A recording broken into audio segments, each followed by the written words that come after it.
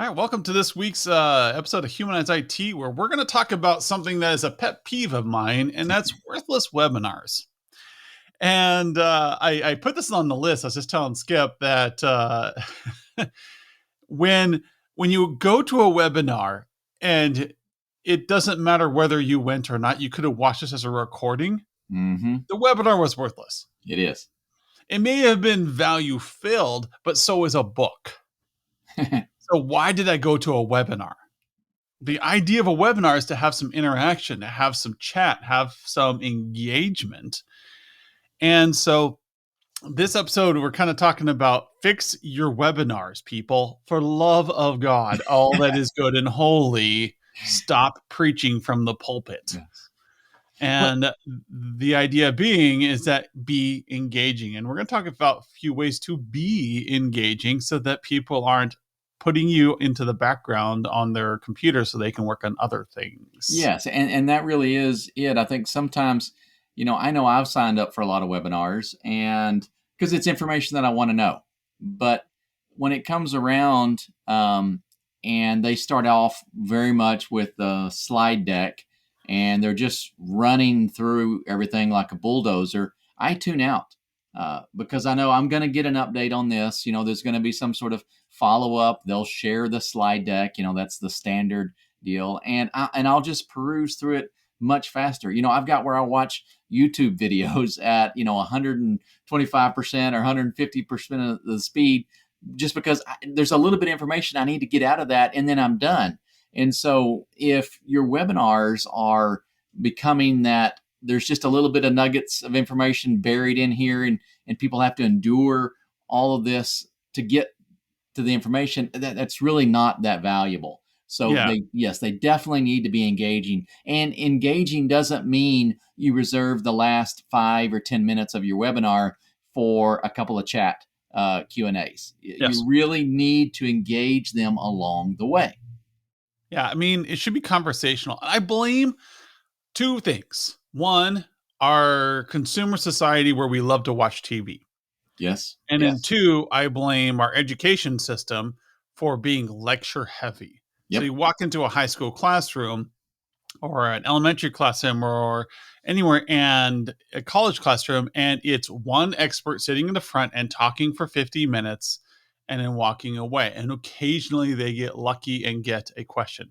Now, I know a lot of teachers, they love it when students ask good questions, but we have trained them over 18 years to sit and listen. A good student sits in his chair, listens, and takes notes. Yep. A good student, she will watch, and then if the opportunity arises after class, will come in and set up sessions with you to talk about things they're struggling with. Mm-hmm. Engaging in a classroom is just inefficient. But what we do know is that an engaging situation will have students asking questions along the way. So you have the Socratic method where the teacher asks a question and the students think about it and it helps them drive to the right answer. So they come up to grips with things on their terms. Yes. Getting to the answer versus being in that way. Yeah. Yeah. I think getting to the answer versus being given the answer. Correct. Is really the important part. And even if it's information that you could simply give to someone, if you walk with them through that journey in getting them that information, then they connect not only with the information, but they connect with you in a much deeper aspect. And so if you're trying to engage with clients, if you're trying to gain new customers, you want them connected with you. You don't want them taking some of your valuable information and applying it against one of your competitors or just using you as a resource material. You really want to connect with your clients. A bit of self-serving here. We had a webinar with Managed Services Platform and Humanize IT about your website is rubbish. And, I thought that was a fantastic webinar that we did because we had so much client engagement. And, I'm thinking through this, and if I remember correctly, we had 0 slides in that webinar. it was all about taking information and we discussed it live. We had great input from several people in attendance there. It was just a very, very real, hands-on and engaging activity that I think a lot of people got a tremendous amount of value out of. Yeah, because we curbed the conversation and responded to the people in there. And remember, like, we're not talking about two or three people in a webinar here. We're talking about 20, 30 people attending. Yep. And we're having these conversations. So you get like 10%, 20% of those people are the question askers, Yeah. where they're in this to engage. We actually reviewed a couple of their websites.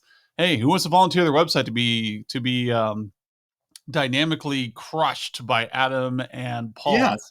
in Yeah. this webinar? And there was that engagement there. So that's what happens when you get a real expert on a call or on a webinar, is that they can divert the conversation and dynamically respond to the audience, because the audience might be there for something different, or they might want to be super interested in this one topic, and we're going to hit that and we're going to expand upon it because we have 30 hours of knowledge to dump on you. Now, another good one was, I went to a webinar the other day where it was an expert talking about M&A, and he did a fantastic job because he had an agenda he was working through, but he was spending most of his time answering our questions on how M&A works and how different resources are aligned in businesses. And we had lots of questions, and he would stop and answer, and we would sit there in a chat and be Yes. asking things. And then eventually he would pause and he would go off on a tangent on one of ours, but he always stayed within the context of the webinar. Yep. And that's a fantastic way to do it. Conversely, what kicked this off was I had what I call an info dump webinar, where Yeah. I went to it and the person had like 10 hours of knowledge to dump on us. And he went through slide, rapid fire. And to this day, I cannot tell you what he talked about. Yeah. I remember thinking while watching it, this is interesting stuff. I remember filling out a survey before I went to the webinar thinking, oh, it'll be really cool. He's going to incorporate the survey information so Yes. that we can see how our peers look and how we stand amongst them and how many people are having these kinds of issues. Didn't incorporate any of that information. So he took a Yeah. survey, gave them a bunch of information, and then they didn't even use it in the webinar. And then we got this info dump, which I could have just looked at the PowerPoint slide and gotten the same information. We asked questions in the chat, no response to the questions in the chat. Yeah. No one was even monitoring the chat. The proctor for the webinar wasn't even paying attention. They had even checked out. And that And that's is how we really, know it's an unhealthy webinar. yes, and that is really important. So back to that, your website is rubbish webinar that we did, and just for those listening to the podcast, Adam and I haven't tried to pick up a British accent. Paul Green, our expert on that one, is from the UK, so we leveraged the rubbish term there. But in that webinar, we had a really active chat going on. I was working the chat in the background, and we opened it up a bit, and there was a little bit of communication between the attendees. There was a lot of communication coming back and forth between me and the attendees. And so it was a very, when we say engaging, I think, and I compare that to a live engagement as going somewhere. And, we used to do these all the time. We used to have these lunch and learns, and you would have all these side conversations, or you would be able to, get the attention of someone who is an expert in this and get some very realistic information. So it all became very personal. And your webinars have to have that personal element to them. It Yes. can't just be a slide deck, because you can just post that and be done. And that's what we mean by engaging. No one likes to be talked at. Well, I guess your introverts do. They like to be sitting there and listening, Yeah. but we love it when people are interested in what we're interested in. You have to be relatable. And we have an entire podcast series on that. If you haven't seen it, Google it. It's the Relatable Podcast series. And it is fantastic on how to have better conversations. And so, in my opinion, the perfect webinar has one person managing the chat and answering questions in the chat and interrupting the speaker, saying, Mhm. hey, really good question happened here. What do you think about this? And then you also have a foil. You have a co host of some Mhm. kind that you bounce off of, and so that there's this conversation happening between two people, so it feels like you're in this group of experts and you're kind of a fly on the wall and like, hey, well, what about, and then you can ask a question in chat, and then that third person in the chat goes, oh, hey, let me ask them, and then all of a sudden you have this dynamic conversation going, and you may be talking about unicorns and your favorite color, Yeah. but somebody in chat says, well, what about alicorns? What about My Little Pony? What about, and then you can say, well, here's what I think about that. And you can steer the conversation to where your audience is interested rather than taking them on for a very rigid train A ride. forced journey, a forced march, so to And speak. it's Yeah, and so I am one of those introverts, and so back to those, more social based, in person engagements. I have been, kind of part of those two-way conversations as the fly on the wall, and I really love those. And you'll get two people just kind of going back and forth. They're not arguing, but they're having a detailed discussion, and I'll kind of be off to the side. Maybe I'm a little connected. Maybe I might say something here or there, but many times I'll kind of do the tennis match sort of deal. One person talks and then another person talks and another person. And I think it's great. I'm getting information from both sides of it. And I don't necessarily have to participate in that conversation, but because it is engaging, it's a two-way conversation, it's much, much more valuable than one person on the podium doing the monologue thing. correct. And that's that monologue. And there's great litmus tests for how to tell if your webinar was too monotone. And that's just, did you learn something from one of the attendees? Ooh, ooh, that's really That's good. a Yeah, yeah, question to ask yourself. yeah. So when somebody says, well, what about this situation? And you have to stop and you think, well, that's an interesting situation. Here's how I would solve that. Or, what do you think about on a website? How much content is too much content? I didn't think about that for this webinar. Here's how we know we have too much content on a website. Hmm. And so, like dynamically going back and forth. And there's even situations in that webinar with Paul, where all of a sudden Paul's like, wait, no, no, no, no, no, that's not right. And then we kind of go back and forth. Yeah. It was so conversational, and we were two experts discussing something very important that you got to this pro con kind of feel. You got this almost a debate in there at certain points because the conversation took a turn and people asked interesting questions and we had to kind of hash it out. What does this mean? Oh, okay. Well, then I agree. I think that's the Yeah. direction to go in that case. And that's dynamic. That keeps people looking at the screen. It keeps them excited about the content versus slide, slide, Yes. Well, slide. Who is the Red Eyes commercial guy? The Bueller. yes. Yeah. Bueller. I mean, it's just you're sitting there just trying to hold on with 16 cups of coffee, just hoping that you can make it to the end of this. Or maybe you minimize it, put it in the background. Now it's white noise while you check your email. Yes. But an And that, engaging webinar, you see you're in focus. You see that's it. you've got them up. You're watching this happen. You're in the chat. You're watching people chat back and forth. Maybe you're not in the chat, but you're watching this conversation. That's a webinar because Yes. you want to have it live so that people can ask questions and you can get live feedback. Otherwise, record you talking into the microphone, doing a slide deck, and say, hey, watch my video when you have time on this important topic. There you go. And people like So, me will speed it up until you sound like a chipmunk, and we'll get through all the information and be done. yeah. So And I mean, and that works. have I appreciate that sometimes. you have But that. in the webinar, like what you said with you and Paul, kind of going back and forth and having some uh, different opinions.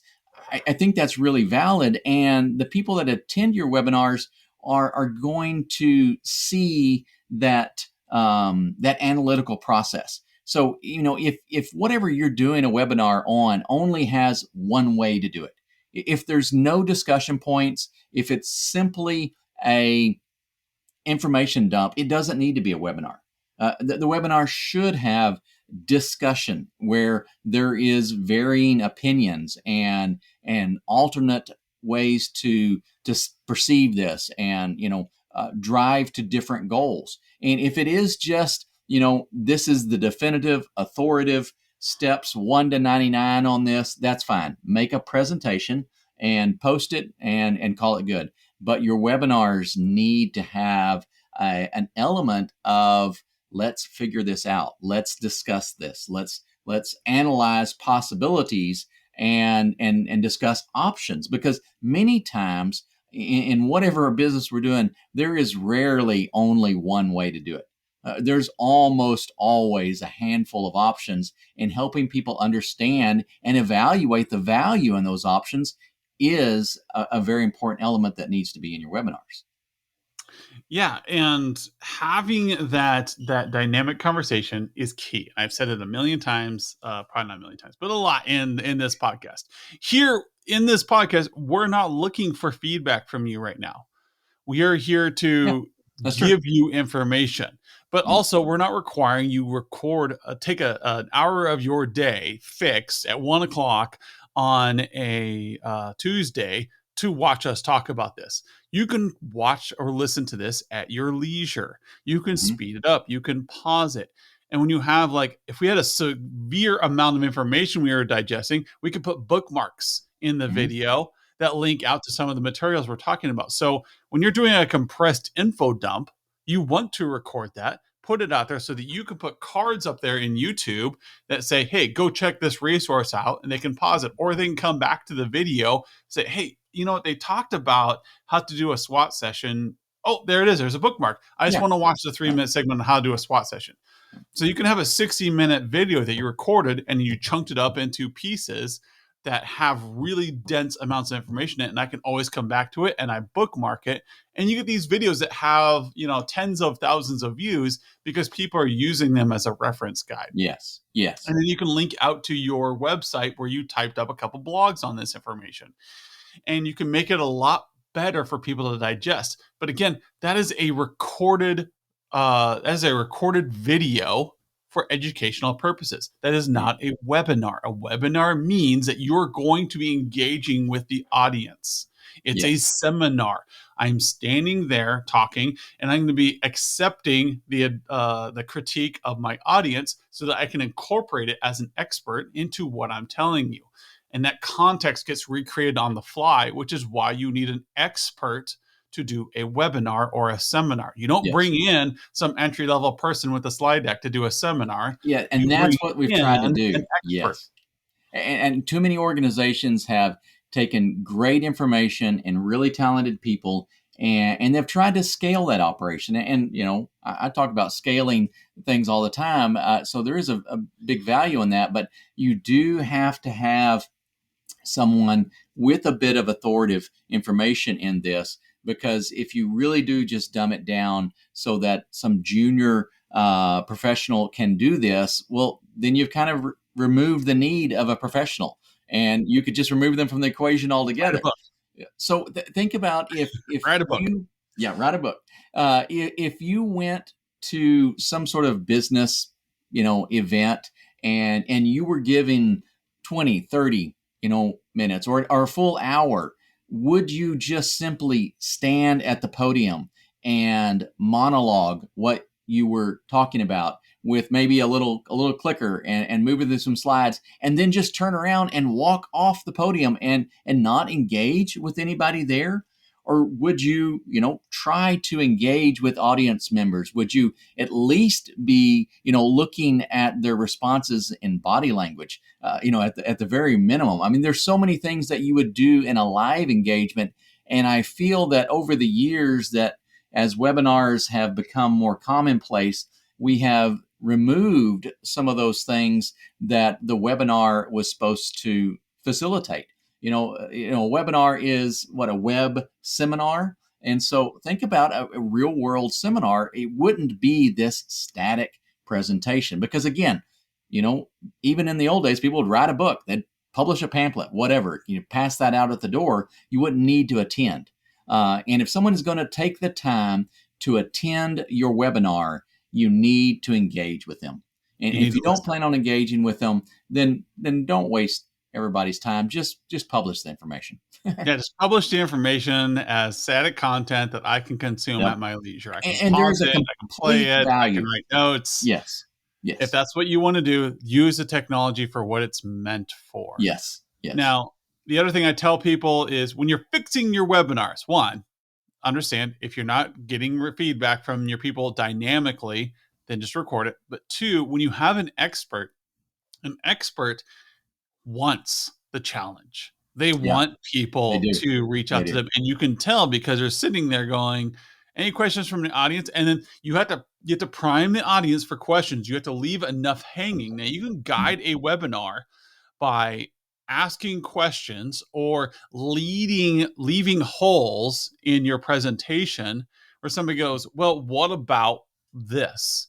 And you go, "I'm glad you asked that." Now you may, if you are a crafty presenter, you will leave that hole on purpose so that that person who is watching picks up on it and goes, "Wow, they didn't talk about S core, or they didn't talk about rural United States on that." And then you're already prepared for the answer. Mhm. And then they feel validated. They're going to ask, and they're going to ask the question in their style, and you can answer it in their style.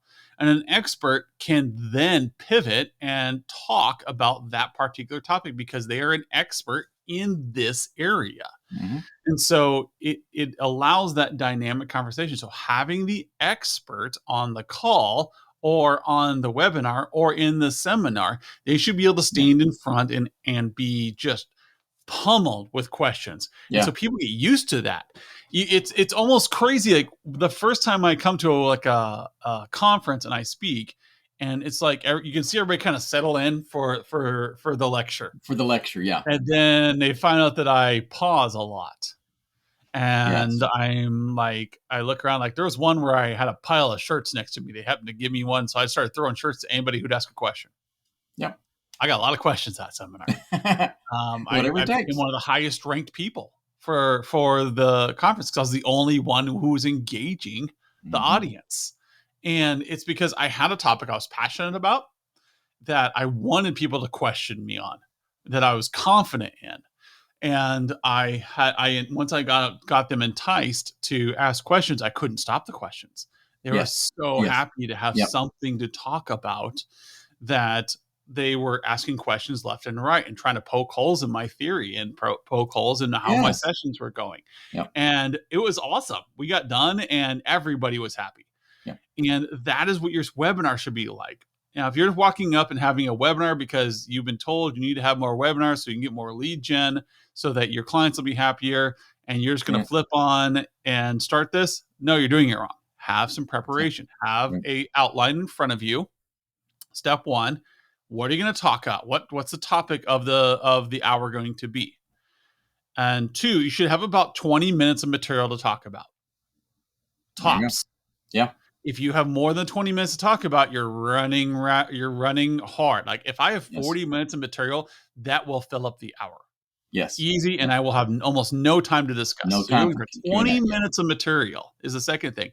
So you mark it up for 15-minute intervals. So you're breaking up your hour into 4 segments, and then you're adding in a topic for every 15 minutes or so, and then some subtopics in case things are going slow, not a lot of questions are happening. Yes. Chances are you'll never get to those subtopics.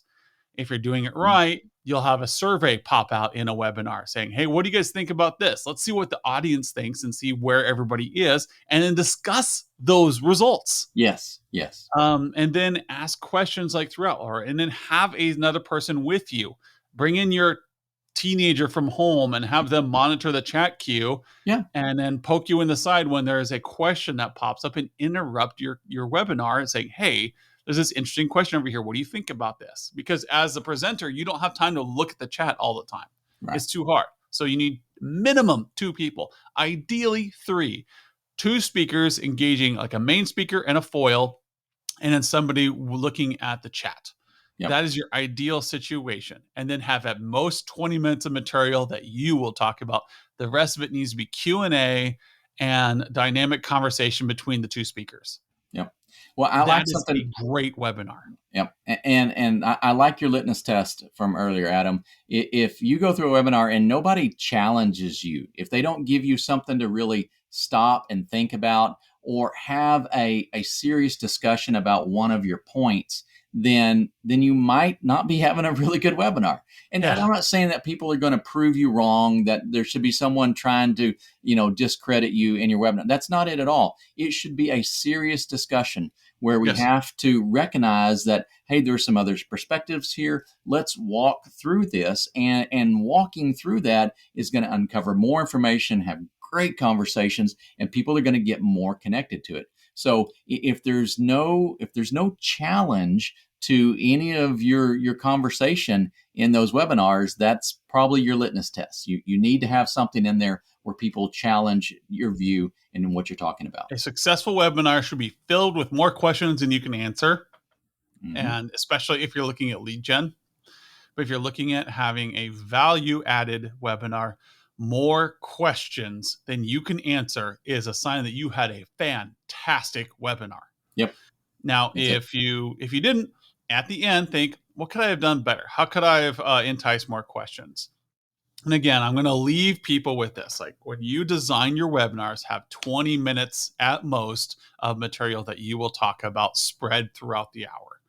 Have some subtopics just in case things are slow. Have one person as a foil and one person, and by a foil, I mean somebody who's good, you're going to bounce and have a conversation with live, and have another person in chat actively responding. That's their role. And then make sure that you're having this dynamic conversation. And if the webinar only goes 40 minutes, it goes 40 minutes. Yes, that's fine. Close it out, be done. Yes. If it goes 60 minutes, it goes 60 minutes. But if you have 60 minutes of material, you're failing. That is not a webinar. That is now a Yeah. video you need to record and publish. So fix your guys' webinars out there. I want to stop going to webinars that are just me watching a screen that I could have watched any other time, that could have been recorded. I have no business being there. No one knew I attended. Yeah. And I am just a person sitting there wasting my time. I could have done this over a cup of coffee in the morning while checking email. There we go. All right. Thank you, Skip, for coming on. You bet. I look forward to our next couple sessions. I think we're going to talk through a little bit more about how to talk to your sales team as an engineer. Ooh, very We're good. going to talk through a couple more things on planning and preparation and how to plan for failure. Awesome. So, Sounds great. all right. We'll talk to everyone later. Thank you, Skip. You bet.